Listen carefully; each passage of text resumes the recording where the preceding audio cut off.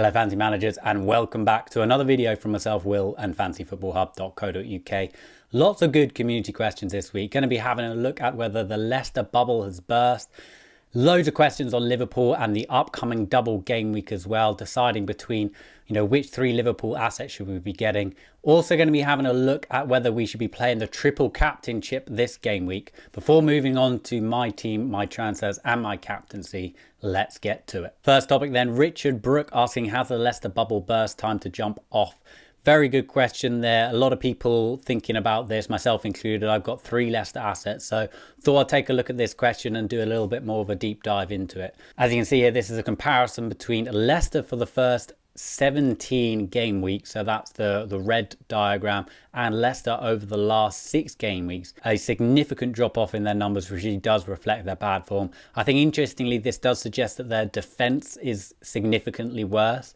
Their attack is still looking fairly solid on the whole, but their defense is looking really bad, which does have me worried as a Chilwell owner. So really interestingly, I had a look over the last 4 game week, and Leicester are actually top for expected goals over the last 4 game weeks. Now, when I had a look at this data, I was kind of expecting to see, that they were in the middle towards the bottom of this list. So really interesting to see that they're actually top. They're ahead of the likes of City and Liverpool and all the other big teams. So this made me think, perhaps it is actually worth keeping hold of those Leicester assets, especially from an attacking point of view. However, the picture isn't so rosy from a defensive point of view. As you can see there, Leicester are certainly in the bottom half of the table from a defensive point of view. And so these aren't the type of numbers you want to see if you're holding Leicester defensive assets, the likes of Sionchu and Chilwell in particular. Having a look at the upcoming fixtures, and they've got a good fixture this week against West Ham, and I think that Leicester assets are probably a hold unless you're looking to switch to one of the Liverpool assets. Obviously, they've got a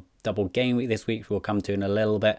West Ham, you could potentially go there, but they've got 2 difficult away matches against Leicester actually and Liverpool.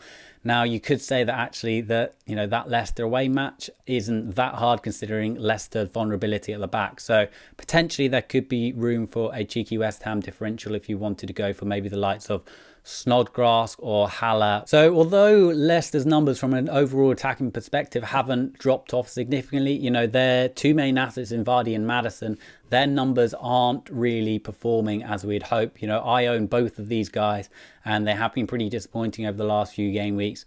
And, if you compare them to likes of, a similar combo with Aguero and Traore, and they are lagging behind in, expected goals, expected assists, expected points, big chances, shots on target, shots inside the box. So for me, this does have me a little bit worried. As I said, I'm going to give them that West Ham match and hopefully that they can return for me, and then I'm going to reassess. They've got that West Ham, then they have Chelsea, Wolves and Man City in the next 3. That's a little bit tough. Then they do have Norwich and Aston Villa after that, which are really good fixtures. So mixed bag from the fixtures point of view. I'm personally going to try and save my transfer this week and then reassess after this game week whether I think it might be worth holding or moving on to the likes of Aguero. Moving on then, we've got lots of questions on Liverpool double game week and what assets we should be going for. So this is another analysis from our Opta tool, and as you can see, it's looking at the last 5 game weeks there, and it's sorted this table by overall expected points. So this culminates expected goals and expected assists and turns them into expected FPL points. As you can see, Salah coming out on top with 6.7 expected points per start. So this is per start table. Trent Alexander-Arnold, interestingly, coming in second with 6.6, closely followed by Mane and then Robertson, then Van Dijk. Firmino a little bit lower down even after Alisson, so suggesting to me that Firmino perhaps isn't the strongest pick, and I would be tempted to select my 3, and I do think it's important that you go for 3 Liverpool assets from those 5 at the top of the table.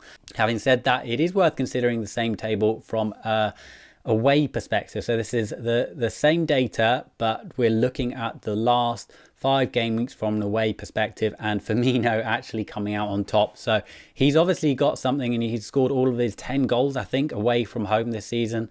So he's obviously performing better away from home, and this suggests that actually, in that double game week, Liverpool have got 2 away matches. He could be a very, very strong option. So I don't think it's clear cut, what are the best Liverpool assets to own. For me at the moment, I've got Salah, Trent and Robertson. I'm very, very happy with those 3.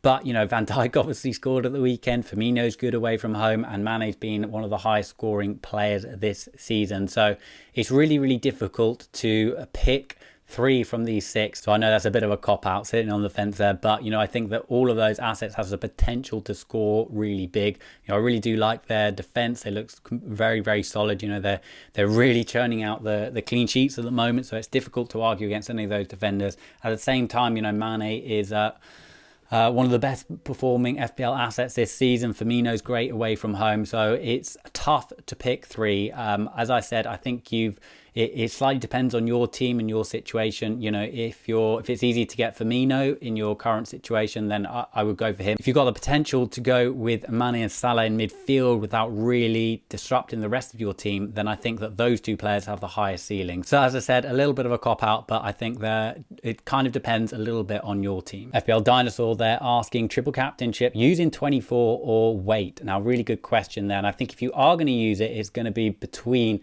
one of Salah and Mane. Potentially, you could go a little bit differential with Firmino or Trent Alexander-Arnold. But for me, I think, you know, these 2 are the main ones that you want to put. You know, they've been the most consistent, and I would feel comfortable putting my triple captainship on either of these 2. As I said, I've currently got Salah. I'm going to go with the triple captainship with him this game week, but I think Mane is a very, very strong shout as well. Why aren't I waiting? Now, there have been some suggestions that there could be a treble game week. There could be a treble game week, and I'll drop Ben Krellin a follow on Twitter. He is the go-to man on double game weeks. Based on the bookies odds, he suggests that Man City have about a 25% chance of there being a treble game week. But if it does happen, it will happen in game week 37 when a lot of other teams have double game weeks, and I think you probably want to be playing one of your other chips, probably bench boost in that game week. So my hesitancy would still be to play your triple captainship in the upcoming game week, if you have your triple captainship left, that is.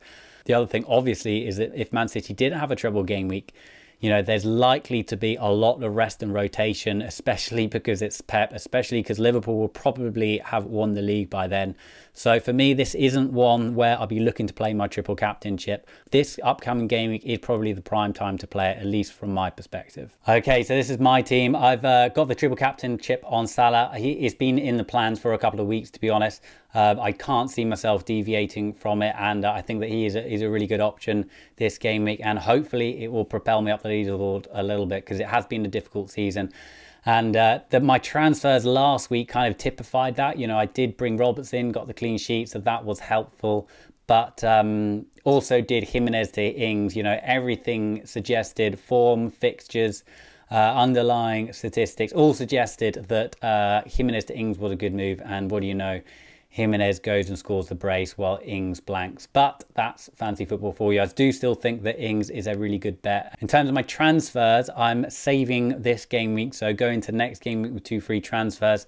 I was half tempted by, you know, potentially Maddison to Snodgrass, but it doesn't really excite me. And I think that, you know, Leicester does have a good fixture this game week. So I'm hoping that my Leicester assets can deliver, and then I'll reassess next game week whether I want to take them out and bring in the likes of Aguero, potentially. Vardy to Aguero is one move that I am considering. But that's it from me this game week. I'm probably not going to have time to do a captaincy video, unfortunately, but I'll hopefully be back next game week with another captaincy video, as well as this game week preview.